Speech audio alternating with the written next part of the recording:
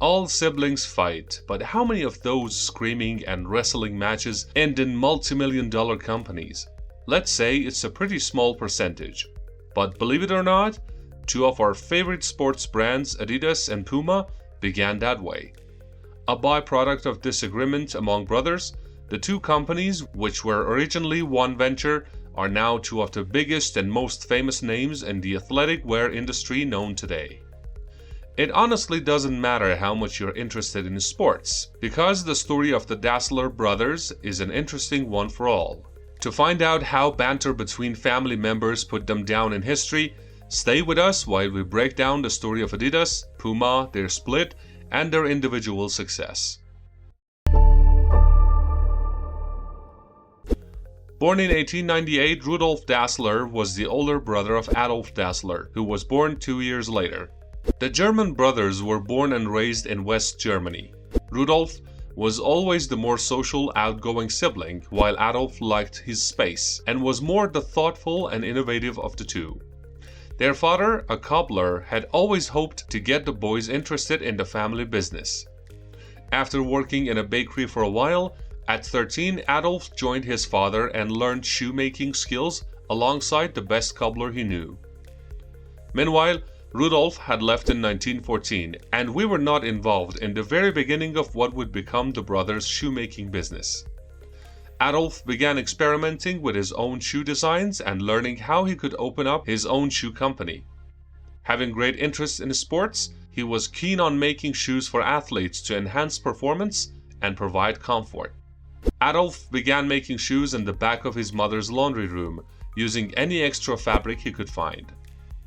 Once he returned from war, Rudolf tried working as a policeman, thinking that he would become successful in that line of work. Eventually, he realized he was not cut out for the job and decided to join his brother in shoemaking instead. In 1923, Adolf and Rudolf officially started the Dassler Brothers Sports Shoe Factory to manufacture athletic footwear. Their first most successful product, the spike shoe, was the byproduct of Adolf's innovative idea to raise the performance of sportsmen. German track and field coach Joseph Weitzer found out about the shoe through a member of his team and became interested in the brothers' work. He ended up meeting them, and the three became good friends.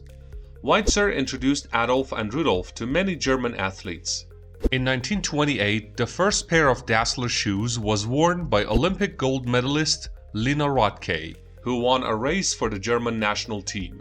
The success came rolling after that, and the beginning of the 1930s was the start of Dassler Brothers' rise to power. But it was also the initiation of Hitler's rule. However difficult times may have been, the brothers saw the formation of the Nazi Party as a business opportunity. Through political parties, Adolf reached out to Hitler youth clubs and other sports institutions to sell shoes, and not long after, Dassler was on the tongues of citizens throughout Germany. Another one of their greatest opportunities was the 1936 Olympic Games, when they went on to make the brand's greatest publicity move yet. Adolf realized that Jess Owens, the American track star, was the best option to take their shoes into the global environment, so he offered him a pair for the competition. Upon winning several medals, Owens' shoes were one of the biggest topics discussed among sports enthusiasts, and the brothers' idea had worked out for them, to say the least. Not only was their collaboration with the track runner a great advertisement for the brand, but during the war it saved their company. How, you may ask? Once American soldiers came to Germany in World War II, they realized that Dassler had given their beloved track star his winning shoes, so they allowed the company to continue operating when others were forcibly shut down. The few years before World War II was a great time for business, and the Dassler Shoe Company had orders coming in from all over the world for different kinds of sports, including basketball, hockey, and baseball shoes. So when did things go south for the very successful brothers?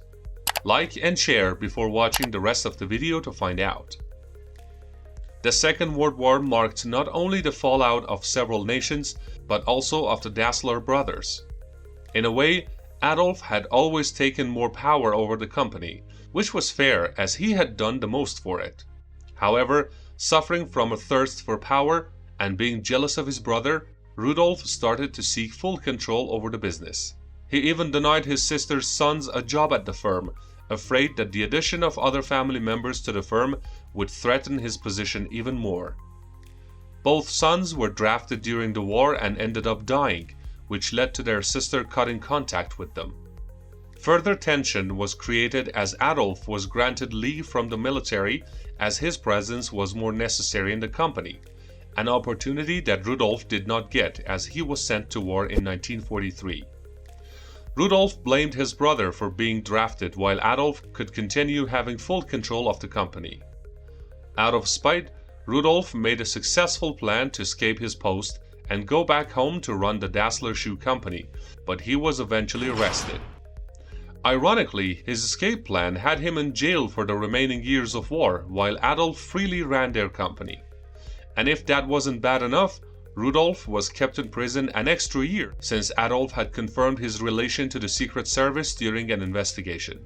Adolf kept running the company on his own, but in 1946, he was accused by the Denazification group and was facing jail time and potential loss of his management position. Rudolf tried to make this happen, making claims about his brother producing weapons in their factory and how he could have stopped him had he not been in jail.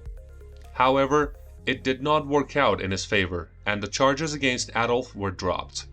Once again, Adolf kept his position as top management. As you can probably guess, the brothers' actions were unforgivable, and there was no chance they could get along after all that tension.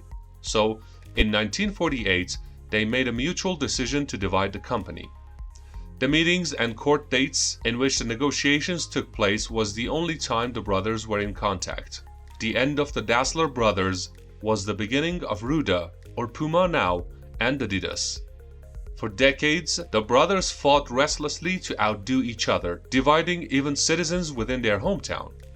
People would look at each other's shoes to see whose they were wearing, and this became a major factor by which people judged each other. There were many unpleasant outcomes to the split of the brothers, and the city turned to a hostile place as a result. The feud only ended after the two men passed on the companies to their sons, who planned a friendly football game sponsored by Puma and Adidas to signify the end of the war. Both Adidas and Puma, as we all know, went on to become successful companies. They both sponsored the biggest sport teams and events and collaborated with celebrities like Rihanna, Kanye West, Selena Gomez, Neymar, and many more. Adidas and Puma are top of the athletic wear brands, producing clothing and accessories alongside original shoes. The companies made shoes and attires for all kinds of uses and ages and had limited edition items from working with big names in every possible industry. While both companies are still headquartered in Germany, they have stores around the world. Puma has over 800 stores and Adidas around 2,500. The feud of the Dassler brothers was long and brutal and impacted not only their families, but hurt the culture and economy of an entire city. But their rivalry continuously motivated the brothers to make better, high-quality products, which is what has made them sports conglomerates today. We don't know about you, but we thought the story of Adidas and Puma was a really unique one, filled with interesting moments. If you liked this video, watch us break down the history of yet another athletic wear legend, Nike, in another video.